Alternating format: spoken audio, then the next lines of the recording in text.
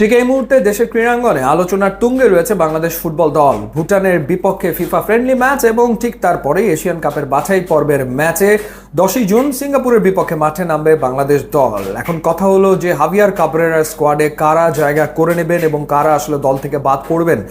নিশ্চিতভাবে গোটা তিনে পরিবর্তন তো আসতে চলেছে এবং দিন তিনেকের ভেতরে দল ঘোষণা করা হবে। লিগ শেষ হওয়ার সাথে সাথে এমনটাই শোনা যাচ্ছে এবং বলছিলাম যে কয়েকটা পরিবর্তন তো আসবেই, কারণ সমিত সোম তিনি দলভুক্ত হচ্ছেন, সুতরাং যে কোনো একজন তো বাদ পড়তে চলেছেন এবং একই সাথে ফাহমিদুলও আসছেন এবং তাকে স্কোয়াডে জায়গা করে দেওয়া হচ্ছে, সেটাও নিশ্চিত হওয়া গেছে।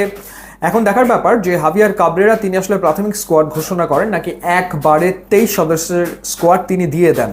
ভারতের বিপক্ষে 23 সদস্যের স্কোয়াডের কথা নিশ্চয়ই আপনাদের খেয়াল আছে। সেখানে গোলরক্ষক হিসেবে ছিলেন মিতুল মার্মা, সুজন হোসেন, মেহেদী হাসান, শ্রাবণ। প্রবাবলি এবারও তিনজনই থাকবেন, যদিও আনিসুর রহমান জিকোর নামও অনেক আলোচনা হয়, এখনও ইনফ্যাক্ট হচ্ছে, তিনি শেষমেশ জায়গা পাবেন কিনা কে জানে।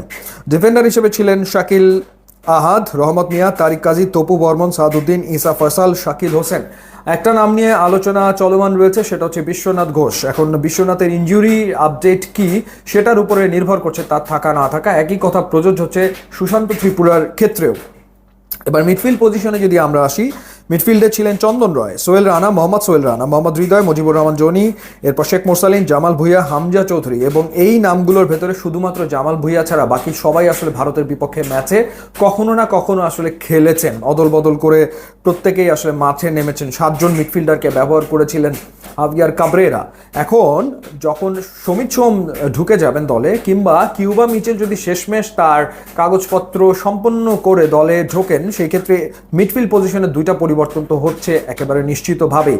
এবং ফাহমিদুল তিনি ঢুকে গেলে এখান থেকে তো বাদ পড়তে হবে ডেফিনেটলি আরও একজনকে। তো সেই জায়গাটাতে চন্দন রয়ের পারফরমেন্স খুব একটা আপ টু দ্য মার্ক আসলে ছিল না, এবং Mujibur Rahman Johnny performance up to the mark definitely ছিল না। তো সেই ক্ষেত্রে এই দুজন কার পারফরমেন্স আসলে আপ টু দ্য মার্ক ছিল? পরবর্তী সময়ে সোহেল রানা দুজন নেমেছেন, তারা এভারেজ পারফর্ম করেছেন, এমন না খুব আহামরি তারা পারফর্ম আসলে করেছিলেন। তো দেখার ব্যাপার যে আসলে শেষমেশ কারা মিডফিল্ডে জায়গাটা পান।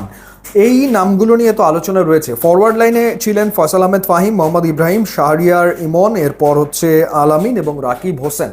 সো এটা ছিল বাংলাদেশের ফরওয়ার্ড লাইন ভারতের বিপক্ষে।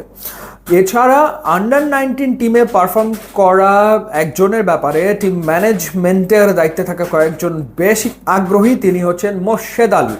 অনেকেই চাইছেন মোর্শেদ আলীকে ন্যাশনাল টিমের স্কোয়াডে অন্তত জায়গা করে দিতে, তাকে খেলানো হোক বা না হোক সে যেন ন্যাশনাল টিমের সাথে থাকে।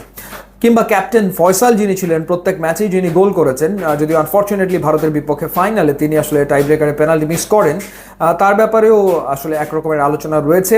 স্যামুয়েলের কথাও আলোচনা এসছে, তবে এই জায়গাটাতে there is a high chance যে মোর্শেদ আলী প্রবাবলি হয়তোবা তিনি জায়গাটা করে নিতে পারেন। তো শেষমেশ দেখা যাক হাভিয়ার কাবরেরার স্কোয়াডে কাদের আসলে জায়গা হয়, বাট নিশ্চিতভাবে গোটা চারেক পরিবর্তন তো একেবারে আসছে, সেটা আসলে বলে দেওয়া যায়। এবং আরও দু একটা চমক থাকলেও থাকতে পারে, সেটার জন্য আমাদেরকে অপেক্ষায় থাকতেই হচ্ছে।